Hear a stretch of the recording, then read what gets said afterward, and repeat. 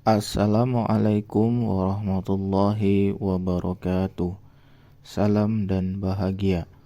Bapak Ibu Guru Penggerak, saya Aditya Kurniawan, calon guru penggerak Angkatan 9 dari Kabupaten Cilacap, akan memaparkan kesimpulan dan refleksi pemikiran Ki Hajar Dewantara pada modul 1.1 koneksi antar materi. Pendidikan dan pengajaran tidaklah sama. Pengajaran adalah bagian dari pendidikan. Menurut Ki Hajar Dewantara, pengajaran adalah proses pendidikan dalam memberi ilmu untuk kecakapan hidup anak secara lahir dan batin. Sedangkan pendidikan pada hakikatnya adalah menuntun atau memberi tuntunan terhadap segala kekuatan kodrat yang dimiliki anak agar ia mencapai keselamatan dan kebahagiaan yang setinggi-tingginya, baik sebagai manusia maupun sebagai anggota masyarakat. Pendidikan menciptakan ruang bagi murid untuk bertumbuh secara utuh agar mampu memuliakan dirinya dan orang lain serta menjadi mandiri. Apa yang Anda percaya tentang murid dan pembelajaran di kelas sebelum Anda mempelajari modul 1.1? Sebelum mempelajari modul 1.1 tentang pemikiran Ki Hajar Dewantara, pembelajaran yang saya lakukan hanya sebatas transfer materi pelajaran saja. Saya menganggap ketuntasan dalam penyampaian materi lebih penting daripada memahami karakteristik murid.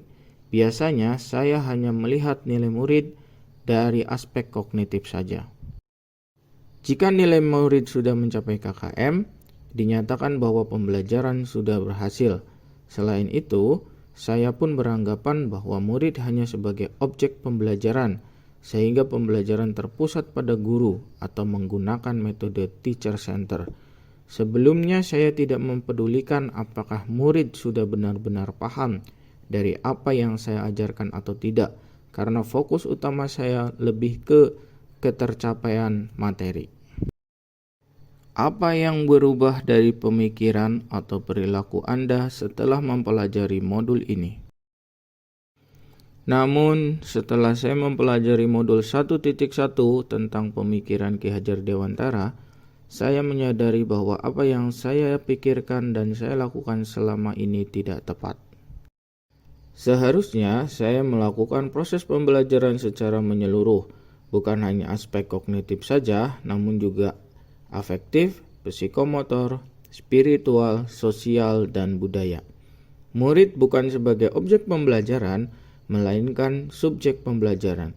Artinya, murid memiliki kebebasan berekspresi, mengemukakan pendapat, dan berkreasi sesuai dengan metode atau model pembelajaran dan media yang tepat. Dan seharusnya saya berlaku sebagai fasilitator di dalam pembelajaran.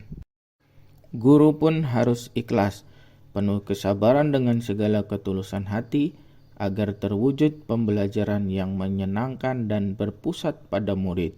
Selain itu, saya harus mempelajari karakteristik murid, karena setiap anak dilahirkan dengan kelebihan dan kekurangannya masing-masing. Saya harus menghargai setiap karakter murid, memberikan kesempatan untuk mereka tumbuh sesuai dengan kodratnya.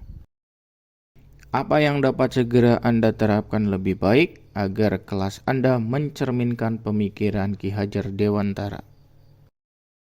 Yang dapat segera saya terapkan dalam pembelajaran di kelas antara lain, merancang pembelajaran yang interaktif dan menyenangkan dengan melibatkan murid sesuai dengan metode student center. Berikutnya, saya akan menerapkan pembelajaran abad 21 yang sesuai dengan pemikiran Ki Hajar Dewantara, yaitu berpikir kritis, kreatif, komunikasi, dan kolaborasi dengan berpegang teguh pada konsep kemerdekaan anak. Pembelajaran tidak lagi menuntut, tapi menuntun, karena tugas guru adalah memberi tuntunan atau arahan yang baik kepada murid. Berusaha menjadi teladan bagi murid, baik dalam perkataan maupun perbuatan. Selanjutnya, saya harus mengenali karakter dan latar belakang murid dengan menjalin komunikasi yang baik. Semoga video ini menginspirasi Bapak Ibu pejuang pendidikan, Salam dan bahagia. Salam guru penggerak. Wassalamualaikum warahmatullahi wabarakatuh.